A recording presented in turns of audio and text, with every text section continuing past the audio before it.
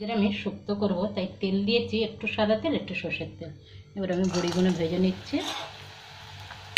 গ্যাসটা কমিয়ে দিলাম। এটা আমার মুগ ডালের বড়ি, একটু ভালো করে ভেজে দিলাম ছোটো ছোটো।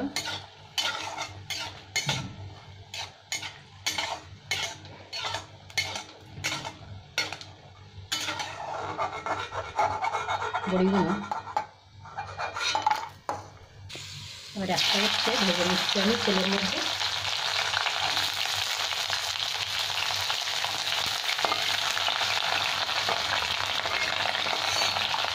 হচ্ছে আমার ভাজা হয়ে গেছে, এবার আমি উঠিয়ে নিচ্ছি।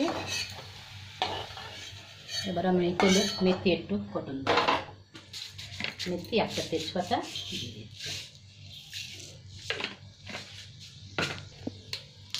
একটা তেজপাতা দিয়ে দিলাম। এবার আমি একে একে সবজিগুলো দিয়ে দিচ্ছি।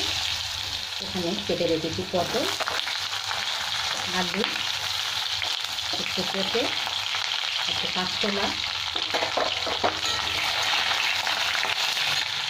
এখানে ঢাকা দিয়ে 3-4 মিনিট প্রায় ভেজে নিলাম। এবার দিয়ে দিচ্ছি আমি আদা বাটা, এটা ভালো করে আরেকটু ভেজে নেব। তারপরে আমি এখানে একটু সর্ষে বেটে রেখেছি আর একটু রাঁধুনি পোস্ত, ওই মশলাটাও দিয়ে দেবো, দিয়ে একটু ভেজে নেবো। তারপরে গরম জলটা দেবো। ওই এক এক করে ভাজতে থাকি। এখন সামান্য একটু নুন দিয়ে, লাস্টে আবার নুন দিতে হবে একটু। ঢাকা দিলাম।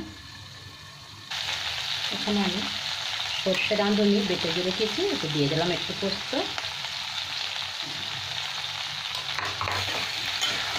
ভালো করে একটু ভেজে নেবে। তারপরে গরম জলটা দিয়ে দেবো। এখানে সবজিটা আমার ভালো ভাজা হয়ে গেছে, এবার আমি গরম জলটা দিয়ে দিচ্ছি।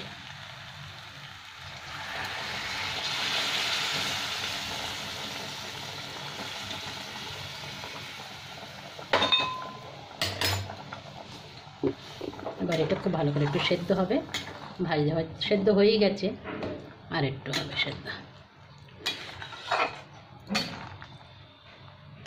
এবার আমি উচ্ছেগুলো ভেজে রেখেছিলাম দিয়ে দিলাম।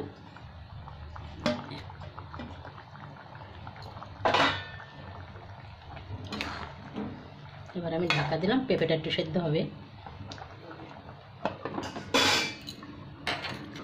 এবার আমি ঢাকাটা খুলে দেখছি, দেখে তো লাগছে সব সেদ্ধ হয়েছে। তাও পেঁপেগুলো একবার দেখে নিই, সেদ্ধ হয়ে গেছে। এবার আমি বড়িগুলোও দিয়ে দিচ্ছি, সাথে অল্প একটু দুধ দিলাম। ঝোলটা টেনে যাবে তো, আবার বড়িও আছে। আর একটু ফুটে গেলেই গ্যাসটা বন্ধ করে দেবো, আর 2 মিনিট ফুটিয়ে নেবো আমি।